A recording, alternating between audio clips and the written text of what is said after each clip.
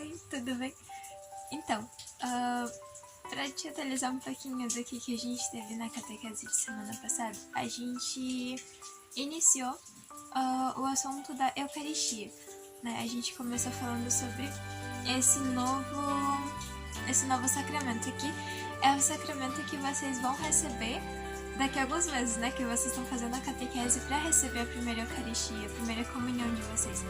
Então, esse sacramento é assim, muito importante. E começando já, né, no assunto, a Eucaristia já pode anotar lá que é o maior sacramento de todos, né? Todos são muito importantes e a gente precisa de todos, né, para receber a graça de Deus. Mas a Eucaristia é o mais importante, é o maior sacramento de todos. Então já pode anotar lá que a Eucaristia é o maior sacramento de todos, tá? Por que ele é o maior sacramento de todos? Por quê? Que nem eu expliquei quando a gente começou a falar sobre sacramentos, que estes sacramentos a gente recebe alguma coisa de Deus, né? Que a gente, toda vez que nem eu falei no batismo, a gente recebe a graça santificante, lembra? Que a gente falou do Wi-Fi, do telefone, que esse fio que conecta o Wi-Fi com a rede, né, da nossa casa é a graça santificante, né? E através do pecado, a gente dá a liberdade para que o diabo vai lá e corta esse fio, e ele nos tira a graça santificante. E através dos sacramentos a gente recebe ela novamente para estar conectado com Deus, lembra? Então, todos os sacramentos a gente recebe muitas graças, tipo a graça santificante, a gente recebe perdão dos nossos pecados, enfim, dependendo do sacramento, né? Todos os sacramentos a gente recebe, é como se fosse um presente que Deus nos dá pra seguir em frente, né? Que a gente precisa amar aqui na Terra. Deus nos ama e nos manda amar também a todos, mas é difícil de amar as pessoas, né? Então ele nos dá os sacramentos porque é através dos sacramentos que ele nos dá a força, né? Aquilo que é necessário para que a gente também possa amar. Na Eucaristia é diferente, porque Deus não nos dá algo, ele se dá a nós na Eucaristia. A Eucaristia é o corpo de Cristo, é Jesus que está ali presente, que ele se dá por nós. Então imagina, um Deus, tipo, grande, maravilhoso, que criou o céu e a terra, ele criou tudo, ele se faz tão pequeno em um pãozinho para que a gente pudesse recebê-lo, sabe? Então a Eucaristia é realmente o maior sacramento de todos. Então, como, né, que Deus criou esse sacramento? Aí a gente viu na catequese também a passagem da Bíblia que tá escrito onde tá. Que é, pode procurar ali na Bíblia, que é em Lucas, no capítulo 22, nos versículos 19 ao 20. Ali nesse capítulo, nessa parte da Bíblia, que é do Novo Testamento, é um dos 4 evangelistas, São Lucas. E ele conta quando Jesus instituiu a Santíssima Eucaristia, que foi na última ceia. Eu até peguei aqui uma fotinha pra mostrar, que é esse aqui. Deixa eu ver se dá pra ver aqui. Ó, aí bem aqui tem Jesus e todos os 12 discípulos aqui. E era nessa mesa aqui que eles sempre comiam. Nessa ocasião, essa foto aqui é de um filme, eu não sei se você já chegou a assistir, o filme A Paixão de Cristo. Eu gosto muito de pegar fotos de filmes, porque fica mais, acho que real, sabe? Dá pra gente tentar imaginar, e se a gente vê o filme também a gente pode ver. Se quiser ver o filme, é um filme muito bom e que é maravilhoso, explica certinho o que aconteceu na última ceia. E também depois, né, porque Jesus, ali naquela parte, no caso, todos os evangelhos contam a vida de Jesus, né? Eles contam como Jesus fez para nos salvar, né? Tudo que ele fez aqui na Terra. E essa já é o fim da vida de Jesus. Ele morreu com 33 anos. Então, quando ele, né, chegou nos 33 anos, ele começou a se preparar, porque ele sabia que ele ia morrer, que ele ia, né, morrer numa cruz, que ele ia sofrer muito, né, na cruz. E antes de morrer, era bem no dia da Páscoa. Naquela época os judeus, eles celebravam a Páscoa diferente que nós. Eles se reuniam em família, entre amigos, entre vizinhos, e eles comiam, eles jantavam, né? Comiam uns pães ázimos, que são pães sem fermentos, que eles são bem fininhos assim. que eles não crescem, né? Eles são sem fermentos. Então eles faziam os pães ázimos, que são os pães sem fermentos.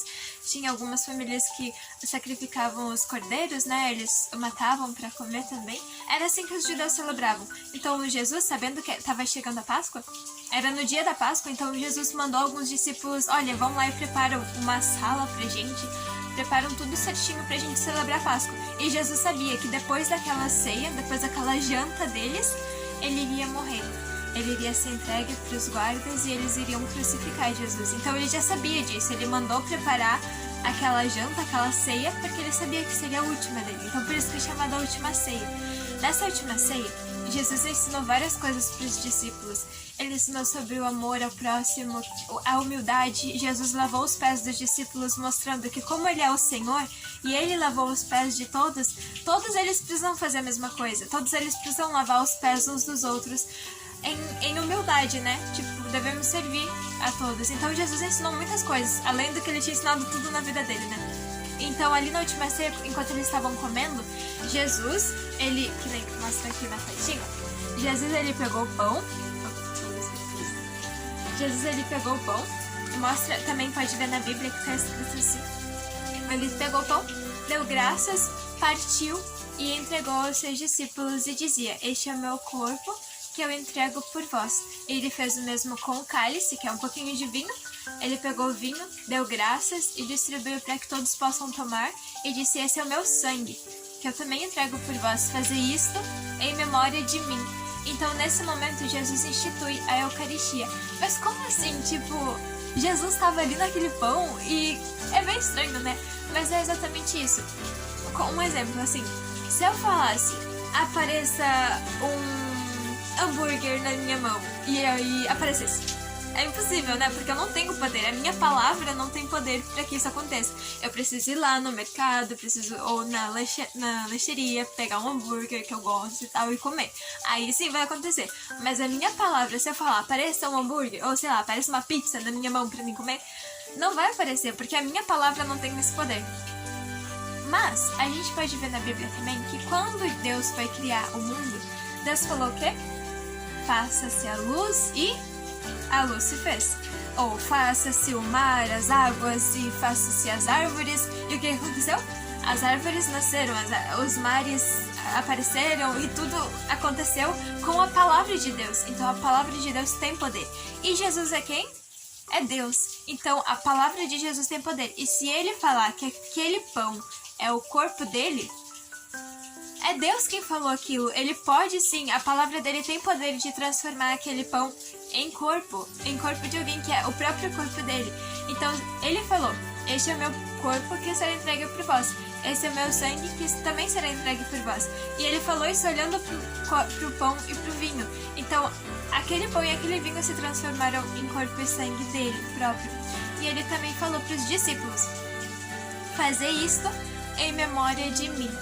Então ele falou que é para eles, né, celebrarem aquele rito, né, que é a primeira missa que aconteceu, sabia? A última ceia foi a primeira missa que aconteceu na história. Jesus, ele criou a Santa Missa, criou os padres. Naquele momento, os discípulos todos viraram padres, que eles receberam, né, a ordem de Jesus de fazer isso em memória dele. Então, toda vez que a gente celebra a missa, a gente faz esse rito que Jesus fez na última ceia. A gente está lembrando dele, fazendo memória de Jesus, transformando pão em corpo e vinho em sangue. Então os padres são como os discípulos, eles receberam a ordem de transformar o pão em corpo. Por isso que não é qualquer pessoa que pode fazer isso. É por isso que somente os padres podem fazer a consagração. Eles têm toda uma preparação para isso, né? E eles têm toda a vocação para isso também, que é muito importante a vocação. Então naquele momento Jesus transformou aquele pãozinho em corpo.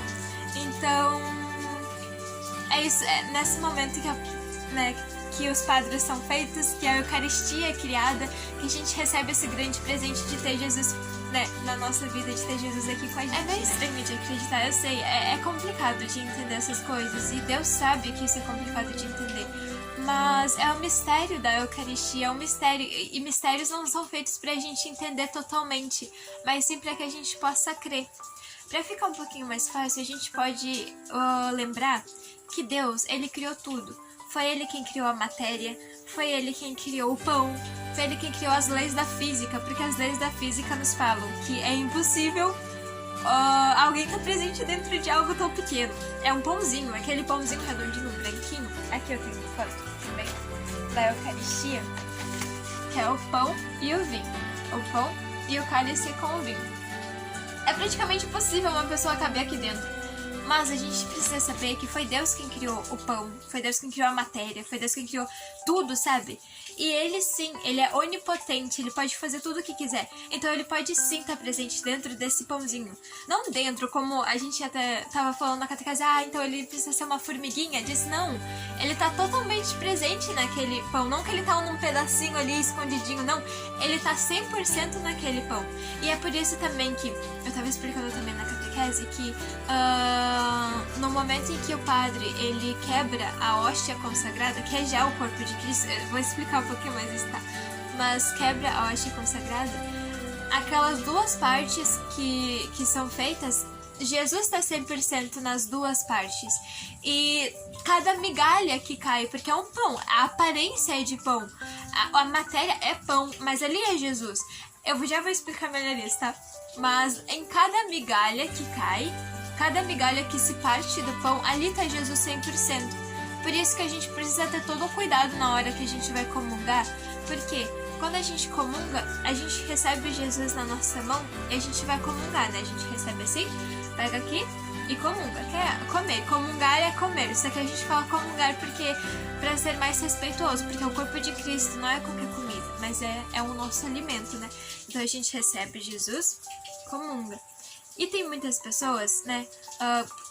Muitas pessoas fazem isso por não saberem, tá? Porque muitas pessoas não percebem que ali tá Jesus, sabe? E às vezes acabam comungando sem cuidado. Mas a gente não deve julgar, né? A gente precisa tentar ensinar elas que realmente ali tá Jesus e a gente precisa comungar. Assim, tipo, é Jesus que tá ali. É a coisa mais incrível que a gente pode receber, é Jesus ali. Então, comungar Jesus é a coisa mais linda que existe. Então, quando a gente comunga, a gente pega, comunga. A gente não pode, tipo, fazer assim e ir pro banco, sabe? Ou passar a mão assim na roupa, sabe? Pra limpar e ir pro banco, sabe? Não! Imagina se tem ficado uma migalhinha da hóstia consagrada de Jesus na tua mão e tu faz assim e aquela migalhinha cai no chão ou cai na tua roupa. É Jesus que tá ali, né? E Jesus, ele cai no chão, é aquela migalhinha, Jesus tá 100% ali naquela migalhinha que caiu, as pessoas vão passar por cima, vão pisar no corpo de Cristo. E aquilo lá é uma profanação, isso é uma profanação que a gente faz. É o corpo de Cristo que tá ali. Então a gente precisa ter o maior cuidado do mundo na hora de comungar, a gente precisa receber Jesus, comungar. Olhe de novo pra mão, vê se ficou alguma migalha, tipo, né, comunga também, pega e passa de novo e comunga. Não deixa com que nenhuma migalha se perca, porque aquela migalha é Jesus. Cada pedacinho que se quebra do corpo de Cristo é Jesus 100% ali, né? É Jesus 100% no pão, é Jesus 100% no vinho, no sangue. Então, o sangue também tá junto com o corpo. Os dois é Jesus 100%, né? Então, no momento em que a gente tá comungando o corpo de Cristo, que é através do pão, a gente também tá comungando o sangue de Cristo, porque Jesus não tem como se separar. Tipo, não tem como separar o corpo do sangue, sabe? Então, no momento que a gente comunga o corpo, a gente tá comungando o sangue também. Agora, pra explicar melhor, isso aqui tá bem abstrato, tá muito assim, tipo, o que é isso? Mas, eu vou botar um vídeo que é de uma pessoa muito especial e eu queria que prestasse muita atenção. Eu vou mostrar aqui a foto dele. É um nosso amigo no céu. Essa pessoa já morreu e ele é um amigo muito querido que nos ajuda muito lá no céu. Ele vai ser um futuro santo. É esse aqui. Esse aqui é o Beato Carlo Acutis. Ele é um beato, não sei se você lembra mais ou menos, mas os beatos, eles é um estágio antes de ser santo. Então, ele é beato e depois de um pouco mais de pesquisa ele vira santo. Então, esse aqui é um futuro santo. Ele viveu lá na Itália, eu acho, eu não lembro muito bem. mas ele é um jovem, ele já morreu, ele morreu acho que... não lembro quando, mas eu tenho que dar uma pesquisada. Mas ele foi um jovem, ele viveu na época que já tinha internet. Claro, não é a internet que a gente tem agora, mas é aquela internet bem antiga, sabe? Que tinha no comecinho. Ele pegou essa época de internet. Ele era um jovem que tinha um site, ele tem um site, né? Muito legal também, que fala sobre os milagres eucarísticos. Enfim, ele evangelizava, né, todos os amigos dele na escola, ele falava de Deus e tal, ele ajudava as pessoas, ele era um menino muito carismático, sabe? E realmente transbordava o amor de Deus pra todos, sabe? Ele tinha um cuidado muito especial com os pobres. Ele era um menino muito rico, sabe? E ele tinha roupas boas, sabe? Sapatos bons. E às vezes ele passava pela rua e via algum morador de rua. Ele tirava o tênis dele, tipo da Nike, sabe? Um tênis super da moda. Tirava e dava pra aquele morador de rua. E ia pra casa descalço. Ele não conseguia ver alguém com menos coisas que ele, sabendo que ele poderia dar, sabe? Então ele pegava comida de casa, ele pegava garrafinhas de água e levava para as pessoas. E ele tinha um profundíssimo amor pela Eucaristia. Ele visitava Jesus todos os dias. Sabe o sacrário que a gente tem na capela? Aquela caixinha, sabe? Que parece uma casinha e tem aquela luz do lado. Lá tá Jesus. A Eucaristia, a hóstia, fica ali guardada. Então ali tá Jesus. E o Carlo Acutis, ele sabia disso. Então ele ia todo dia visitar Jesus, porque Jesus era o melhor amigo dele. É ainda, né? Porque ele tá no céu, então, né? Mas ele ia visitar Jesus todo dia, contar como foi o dia, adorar Jesus, tipo, tá lá pra servir de Jesus, eu tô aqui. Eu não tenho nada pra falar, mas eu queria poder te ver hoje. E a gente vendo pro sacrário, a gente pode ver Jesus. Jesus tá ali, por mais que a gente não veja ele, tipo, com os braços e pernas e tal, como uma pessoa, mas o corpo de Cristo tá ali.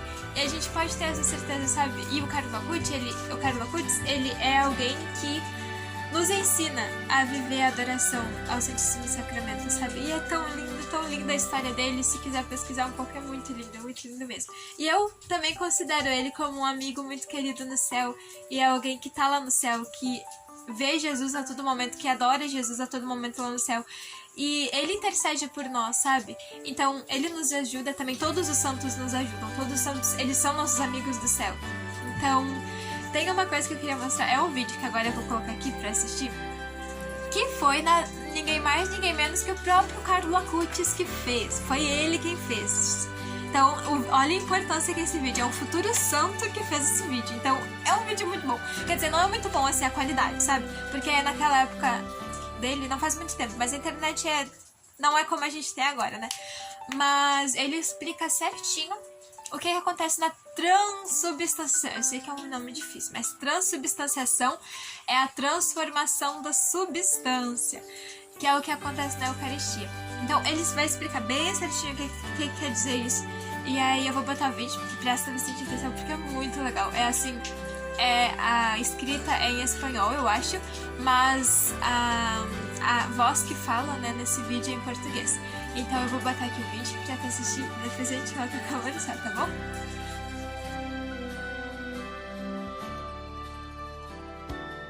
Para entender a transubstanciação.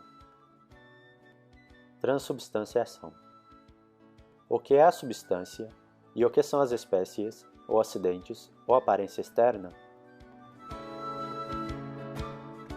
As características externas de um objeto ou animal ou pessoa, ou seja, seu tamanho, sua cor, sua forma, etc., os teólogos e filósofos os chamam de acidentes ou espécies.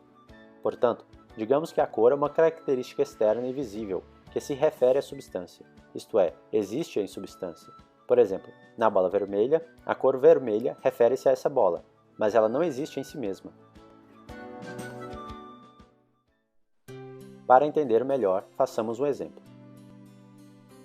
No desenho é representado um vaso de cor laranja. Agora eu pinto de cor azul.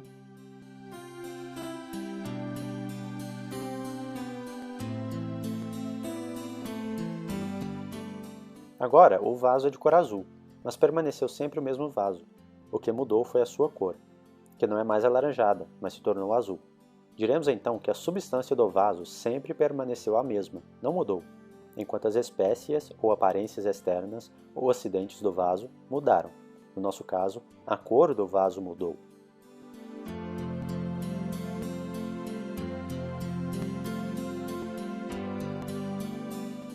Conclusão. Em nosso exemplo, diremos que a substância do vaso não mudou, mas as espécies mudaram, isto é, a cor do vaso, que de laranja passou para azul.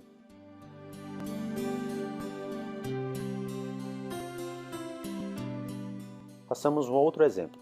Tomemos essa cadeira que Kiara tem em seu quarto. É de cor marrom. Hoje, Kiara decidiu pintar sua cadeira de vermelho, porque será melhor com a nova colcha que sua avó lhe deu.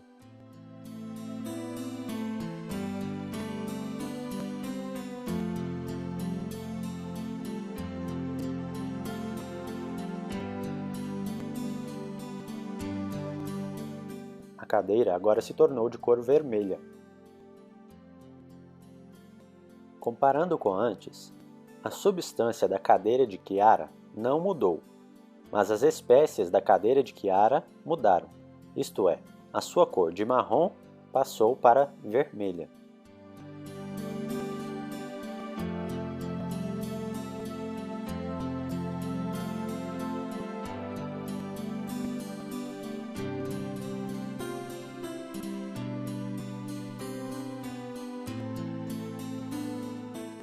Vamos dar um exemplo com o cão de Kiara chamado Migalha. O Migalha, quando filhote, tinha um pelo mais claro. Aqui ele tem 3 meses, algumas partes de seu pelo escureceram. Aqui ele tem 6 meses.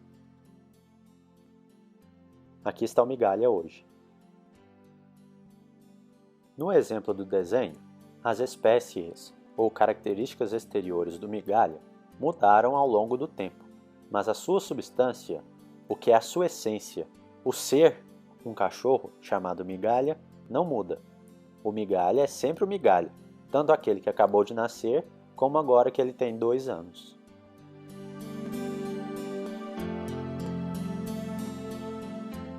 Chegamos finalmente na transubstanciação. Na Eucaristia acontece o contrário. As espécies de pão e as espécies de vinho permanecem as mesmas antes e depois da consagração. A hóstia consagrada permanece de fato das mesmas dimensões, da mesma cor, do mesmo gosto, e o mesmo acontece com o vinho consagrado. A substância da hóstia, isto é, o pão e o vinho, passam por uma mudança. Após a consagração, a substância da hóstia e a substância do vinho tornam-se de fato o corpo e o sangue de Jesus. Esta mudança da substância é chamada transubstanciação.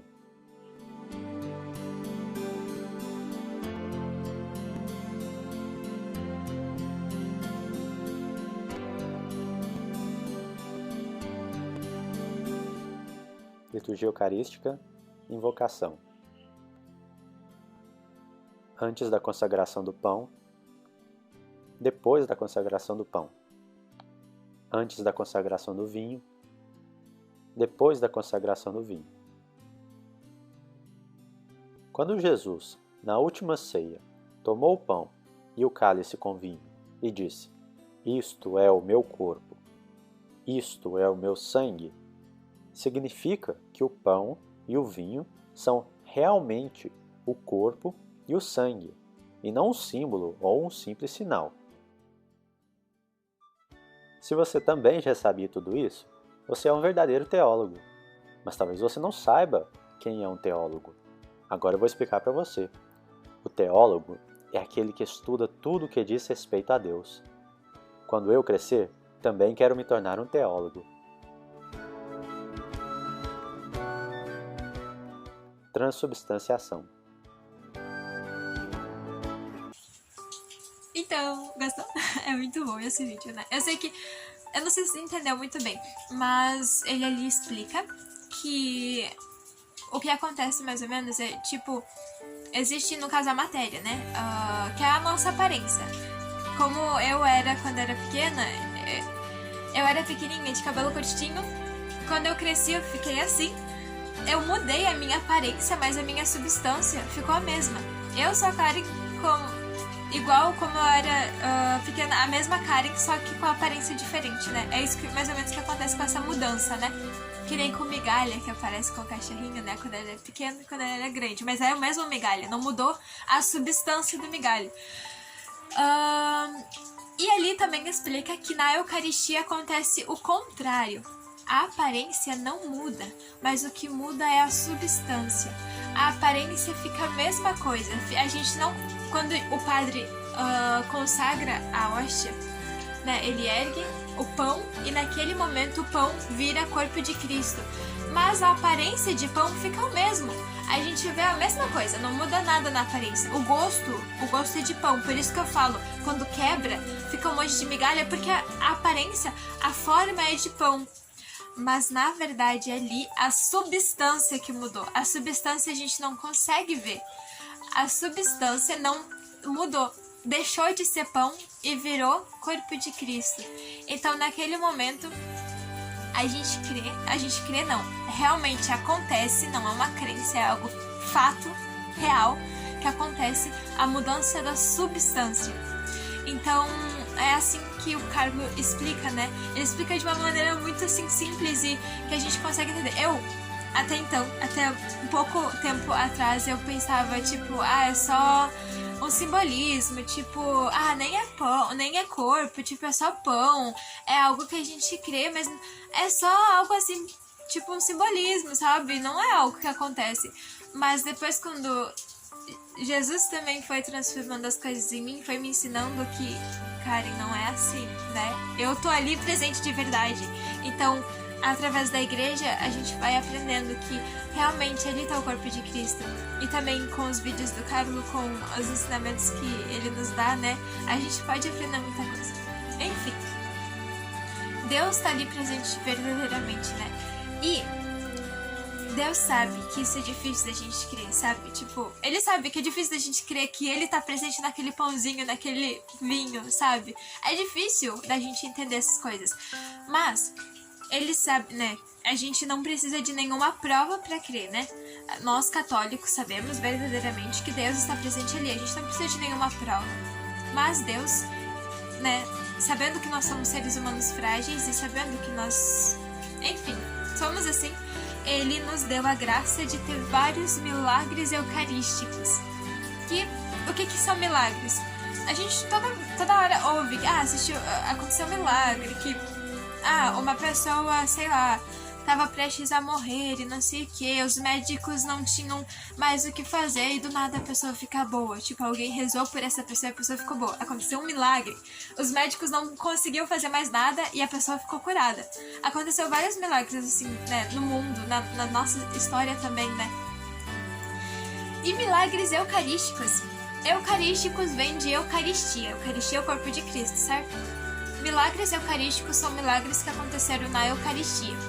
Então Deus, sabendo que é difícil da gente crer, ele deu a graça de que em alguns lugares do mundo, em alguns países, em algumas cidades, acontecessem milagres eucarísticos, que na maioria das vezes, não nem sempre, né, mas na maioria das vezes é um padre que está consagrando a hóstia e aquela hóstia muitas vezes começa a sangrar, ou muitas vezes ela muda de forma, vira um pedaço de carne, e é algo assim que, caramba, como assim? As pessoas olham assim, tipo, é algo que a gente não acontece sempre, que Deus, ele concede em alguns lugares, né? A gente não sabe porque é Deus que escolhe o lugar que ele vai fazer isso, mas é pra Deus saber, olha, vocês não estão crendo que eu tô ali, olha, sangrou, é eu que tô ali, prestem atenção. Na missa, prestem atenção ali, porque sou eu, né? Por mais que a gente não consiga ver na missa, a gente não consegue ver, né? O rosto de Jesus ali na Eucaristia, né? A gente não consegue ver, é o pão. Mas a gente precisa crer que é Jesus ali. E Deus, de algumas formas, veio e apareceu tipo, fisicamente na vista das pessoas. As pessoas viram, para que as pessoas acordassem, sabe, e pensassem, cara, é Jesus que tá ali, realmente, é Jesus que tá ali. E Deus fez isso para que a gente pudesse acordar para essa realidade, sabe? Então existem vários milagres eucarísticos que aconteceram na história. E a maioria deles, com certeza a maioria, foi catalogada, vamos dizer assim, foi documentada pelo próprio Carlo Acutis. Esse menino aqui que eu falei antes, esse aqui, nosso amigo no céu, ele fez uma grande pesquisa durante a vida dele. Ele viveu bem pouco tempo, ele morreu acho que com 16 ou 17 anos, não lembro muito bem, mas eu acho que é mais ou menos assim. Ele morreu de câncer. É muito bonita a história dele, tipo, na hora da morte e tal, mas focando aqui, o site dele mostra a maioria dos milagres eucarísticos que aconteceram na história. Tipo, muitos. Ele tem o site, tá? O site existe. E o site é aquele que eu mandei lá no grupo da catequese, sabe? Aquele lá é o site que tem todos os milagres eucarísticos que ele documentou, né? Ele foi pra todos os lugares, né? Ele viajou pelo mundo inteiro e escreveu e pesquisou e foi atrás, colocou datas, colocou o que aconteceu, foi na história, pesquisou muito, sabe? Pra conseguir criar esse site. E eu dei como tema de casa, que é bem importante fazer pra gente conhecer um pouco mais da nossa fé, conhecer um pouco mais desse tesouro, né, que é a fé católica. O tema de casa é cada um pesquisar um milagre eucarístico. Então eu já dei uma colher de chá e já mandei aquele site, porque eu sei que lá tem vários milagres eucarísticos, mas não é obrigatório usar aquele site, só que lá tem tudo prontinho, então não precisa ficar pesquisando vários sites, né? Enfim, às vezes alguns sites não são bem confiáveis, sabe? Então eu já mandei aquele lá, pra que ele foi um site criado para o Futuro Santo, então é um site tipo super, hiper, mega confiável. E é esse tema. Vai lá, pesquisa, escolhe alguma cidade, né? Que é só clicar em cima e aparece toda a história. Escolhe alguma daquelas cidades que aconteceu o milagre e precisa colocar a data que aconteceu, o lugar, tipo a cidade, o país, né? Enfim, na região, o lugar que aconteceu e contar um pouquinho da história. Tipo, em tal lugar aconteceu que na missa do domingo, sei lá, o padre estava celebrando a missa e tal, aconteceu tal coisa. Essas coisas, sabe? Contar um pouquinho como foi. As curiosidades que aconteceram naquele dia, o que aconteceu depois, tipo, como é que as pessoas reagiram, não sei, o que estiver lá naquela parte do site, contar um pouquinho da história, porque ele conta bem certinho o que aconteceu. Então, é bem importante isso, né? Tipo, a gente saber desses milagres para que a gente também conheça e aprofunde a nossa fé e saber que Deus se manifesta, né? Nesses momentos. E em todos os momentos, né? E na missa, né? Enfim, esse é o tema de casa, tá?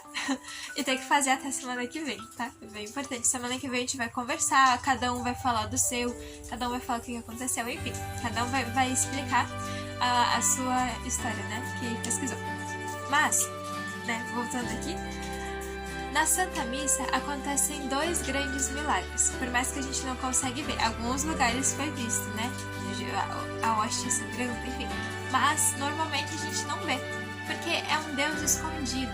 Deus, ele escolhe se esconder na Eucaristia para que... porque, né?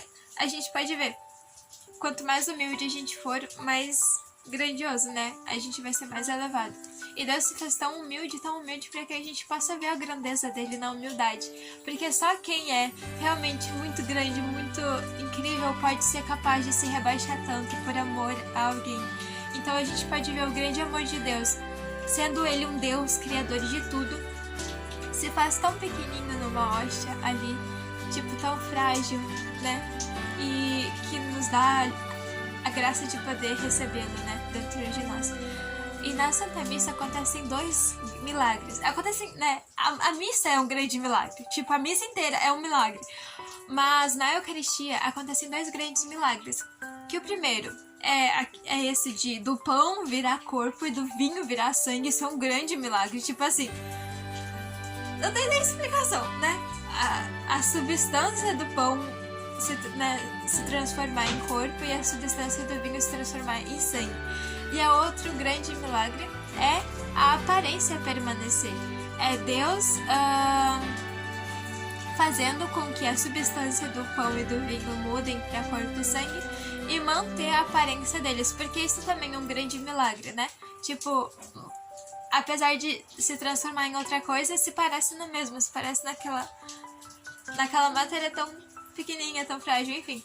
Esses são os 2 milagres que acontecem, a transformação do pão e do vinho em corpo e sangue e a permanência, né, da aparência de pão e de vinho. Então a aparência, a matéria fica a mesma. O vinho tem gosto de vinho, o pão tem gosto de pão, tem o tato quando a gente encosta, a gente sabe que é pão, tem, enfim.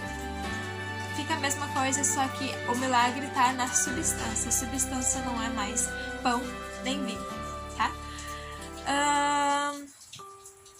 Enfim, seria mais ou menos isso. Sobre a Eucaristia tem muita mais coisa pra gente falar, mas eu vou falar na próxima catequese, porque a Eucaristia, como eu falei, quanto mais a gente fala, mais vai ter coisa pra falar, porque a Eucaristia é o grande milagre, né? É o maior dos sacramentos. Deus se dá por inteiro. Então, a gente tem que tentar imaginar que